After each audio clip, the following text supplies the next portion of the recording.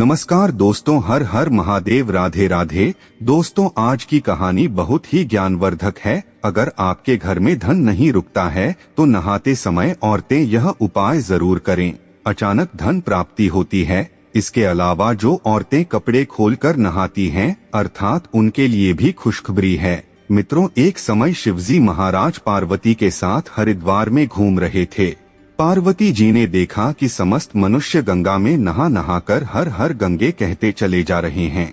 अगर आप यह कहानी सुन रहे हैं तो पूरा सुनिएगा, क्योंकि आधा अधूरा ज्ञान सही नहीं होता। इसके अलावा हेम लक्ष्मी जो भी भक्त हमारी इस वीडियो को लाइक करें और चैनल को सब्सक्राइब करें, उनके घर में धन की कभी कोई कमी न रहे, उनका घर हमेशा धन से भरा रहे। दोस्तों, भगवान के नाम पर कंजूसी ना करें। सबसे पहले अपनी पूरी सच्ची श्रद्धा से कमेंट में हर हर महादेव, ओम नमः शिवाय, राधे राधे जरूर लिखें।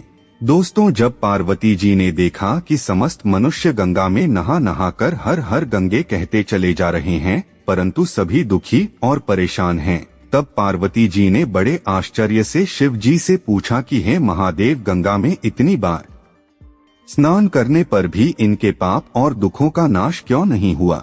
क्या गंगा में सत्यता नहीं रही? शिव जी ने कहा, प्रिय, गंगा में तो वही सामर्थ्य है, परंतु इन लोगों ने पापनाशिनी गंगा में स्नान ही नहीं किया है, तब इन्हें लाभ कैसे हो? पार्वती जी ने आश्चर्य से कहा कि स्नान कैसे नहीं किया? सभी तो नहा कर जा रहे हैं, अभी तक इनके शरीर भी नहीं सूखे हैं। शिवजी ने कहा, यह केवल जल में डुबकी लगाकर आ रहे हैं, तुम्हें कल इसका रहस्य समझाऊंगा। दूसरे दिन बड़े जोर की बरसात होने लगी, गलियां कीचड़ से भर गई। एक चौड़े रास्ते में एक गहरा गड्ढा था, चारों ओर कीचड़ भर रहा था। शिव जी ने लीला से ही वृद्ध रूप धारण कर लिया और विवश की तरह गड्ढा में जाकर ऐसे पड़ गए जैसे कोई मनुष्य चलता चलता गड्ढे में गिर पड़ा हो और निकलने की चेष्टा करने पर भी ना निकल पा रहा हो। पार्वती जी को उन्होंने यह समझाकर गड्ढे के पास बैठा दिया कि देखो, तुम लोगों को सुना सुनाकर यूं पुकारते रहो कि मेरे वृद्ध पति अकस्मात गड्ढे में गिर पड़े हैं, कोई पुण्य आत्मा इन्हें निकालकर इनके प्राण बचाए और मुझ असहाय की सहायता करें। शिव जी ने यह और समझा दिया कि जब कोई गड्ढे में से मुझे निकालने को तैयार हो तब इतना और कह देना कि भाई, मेरे पति सर्वथा निष्पाप हैं, इन्हें वही छुए जो स्वयं निष्पाप हो। यदि आप निष्पाप हैं तो इनके हाथ लगाइए, नहीं तो हाथ लगाते ही आप भस्म हो जाएंगे।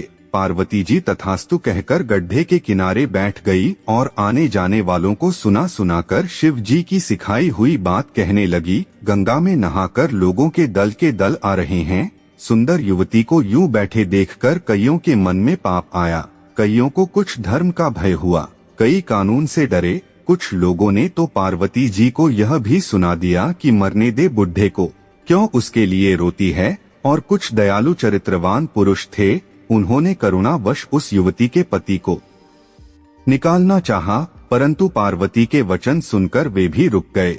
उन्होंने सोचा कि हम गंगा में नहाकर आए हैं तो क्या हुआ, पापी तो है ही, कहीं सहायता करते समय हम भस्म न हो जाएं। इस स्त्री के कथन के अनुसार हम स्वयं भस्म न हो जाएं। किसी का साहस नहीं हुआ। सैकड़ों आए, सैकड़ों ने पूछा और चले गए। संध्या हो चली। शिवजी ने कहा, पार्वती, देखा आया कोई सच्चे हृदय से गंगा में नहाने वाला। थोड़ी देर बाद एक जवान हाथ में लौटा लिए हर हर गंगे करता हुआ निकला। पार्वती ने उसे भी वही बात कही। युवक का हृदय करुणा से भर आया, उसने शिवजी को निकालने की तैयारी की। पार्वती ने रोककर कहा कि भाई, यदि तुम सर्वथा निष्पाप नहीं होंगे तो मेरे पति को छूते ही जल जाओगे। उसने उसी समय बिना किसी संकोच के दृढ़ निश्चय के साथ पार्वती से कहा कि माता, मेरे निष्पाप होने में तुझे संदेह क्यों होता है? देखती ही नहीं, मैं अभी गंगा नहाकर आया हूँ। भला गंगा में गोता लगाने के बाद भी कभी पाप रहते हैं? अभी तुम्हारे पति को निकालता हूँ। युवक ने लपककर बूढ़े को ऊपर उठा लिया। शिव पार्वती ने उसे अधिकारी समझकर अपना असली स्वरूप प्रकट कर उसे दर्शन देकर कृतार्थ किया। शिवजी ने पार्वती से कहा कि इतने लोगों में से इस एक ने ही गंगा स्नान किया है। इसी दृष्टांत के अनुसार जो लोग बिना श्रद्धा और विश्वास के केवल दंभ के लिए गंगा स्नान करते हैं, उन्हें वास्तविक फल नहीं मिलता। परंतु इसका यह मतलब नहीं कि गंगा स्नान व्यर्थ जाता है। गंगा स्नान का बहुत पुण्य भी है। इसके बाद शिवजी ने पार्वती जी से कहा, अब मैं आपको 12 बातें बताता हूँ। जो भी मनुष्य इन 12 बातों को नहाते समय ध्यान में रखता है वह कभी भी दुखी नहीं रहता है। उसके घर में माँ लक्ष्मी का वास हो जाता है, उसके घर में अपार धन आता है, घर में कभी भी लड़ाई झगड़ा नहीं होते हैं, उसका पूरा परिवार हंसी खुशी जीवन व्यतीत करता है। तब माता पार्वती ने कहा, हे भगवान, आप हमें यह 12 बातें बता दीजिए। इसके बाद भगवान शिव उन बातों को बताना शुरू कर देते हैं और माता पार्वती बहुत ध्यान से सुनने लगती है। दोस्तों, यह 12 बातें आप लोग भी बिल्कुल ध्यान से सुनना। इसके बाद भगवान शिव कहते हैं, प्रिय, यह 12 बातें बताने के बाद मैं आपको एक बात और बताऊंगा जो औरतों के लिए है। जो औरतें कपड़े खोलकर स्नान करती हैं उनके लिए यह बात बहुत ही महत्वपूर्ण है। तो पार्वती जी, इस बात को आप बहुत ही ध्यान से सुनना। तभी शिव जी अपनी वाणी को शुरू कर और बताने लगते हैं। दोस्तों, शिव जी कहते हैं, स्नान करने से शरीर निरोगी रहता है और मन प्रसन्न रहता है। नहाने से चेहरे की क्रांति और शारीरिक आकर्षण में भी बढ़ोतरी होती है। अगर इस नित्य कर्म के दौरान कुछ बातों का ध्यान रखा जाए तो आध्यात्मिक से भी ज्यादा लाभ पाया जा सकता है। नहाने के क्रम में जिन बातों का ख्याल जरूरी रखा जाना चाहिए, अब उन बातों के बारे में बताने जा रहा हूँ। प्रिय, आप इन बातों को बिल्कुल ध्यान से सुनना। नंबर 1, स्नान करने के बाद लोग शुद्ध होकर पूजा पाठ आदि सारे काम करने के योग्य बनते हैं, इसलिए सुबह को ही स्नान कर लेना चाहिए। नंबर 2, शास्त्रों में कहा गया है कि स्नान करने से इन 10 गुणों की प्राप्ति होती है। रूप, तेज, बाल, पवित्रता, आयु, आरोग्य, निर्लोक, तब और मेधा। नंबर 3, लक्ष्मी, धन, पुष्टि, आरोग्य और स्वास्थ्य चाहने वालों को हर मौसम में और हर दिन स्नान करना चाहिए। नंबर 4, शास्त्रों में कहा गया है कि सुबह स्नान करने से पाप का नाश होता है और पुण्य मिलता है। ऐसा कहा गया है कि सुबह नहाने वालों के पास नकारात्मक शक्तियां नहीं भटकती, इसीलिए सुबह स्नान करना ही उचित है। नंबर 5, बीमारी की हालत में सिर के नीचे से ही स्नान करना चाहिए। गीले कपड़े से शरीर को पोंछ लेना एक तरह का स्नान ही कहा गया है। नंबर 6, सुबह की लालिमा छाने से पहले ही स्नान लेना श्रेष्ठ माना गया है।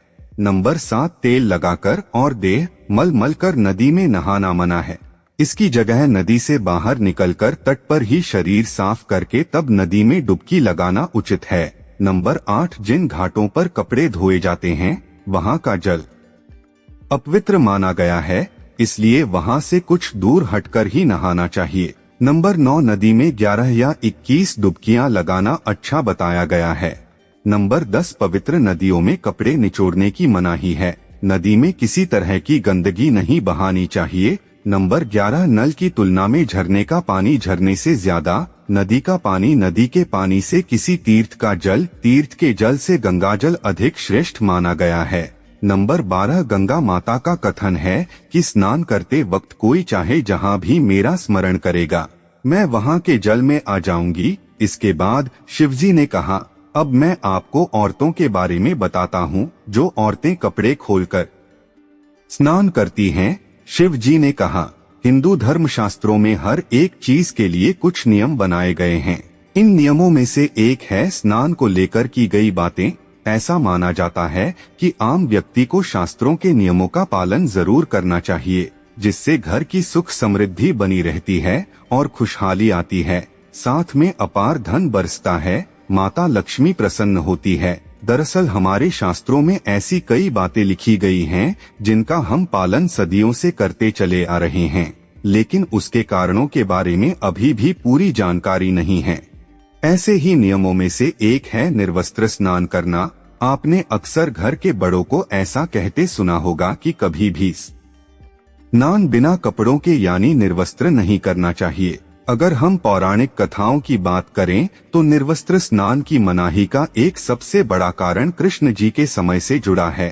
पौराणिक कथाओं के अनुसार एक बार जब गोपिकाएं सरोवर में स्नान कर रही थी और वह निर्वस्त्र थी, उस समय बाल कृष्ण ने गोपियों के सभी वस्त्र छिपा दिए।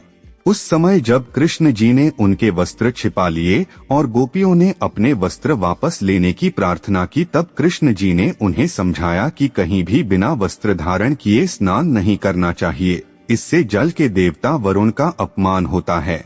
इसलिए आपको निर्वस्त्र स्नान न करने की सलाह दी जाती है। अगर आप नहाते समय यह सोचते हैं कि बंद कमरे में कोई आपको नहीं देख रहा है, तो ऐसा गलत है, क्योंकि ईश्वर आपको हर स्थान पर देखते हैं। यदि आप निर्वस्त्र होकर स्नान कर रहे हैं, तो यह मुख्य रूप से जल के देवता वरुण का अपमान करने जैसा होता है। निर्वस्त्र स्नान से आपको पाप लग सकता है और आर्थिक और शारीरिक नुकसान पहुंच सकते हैं।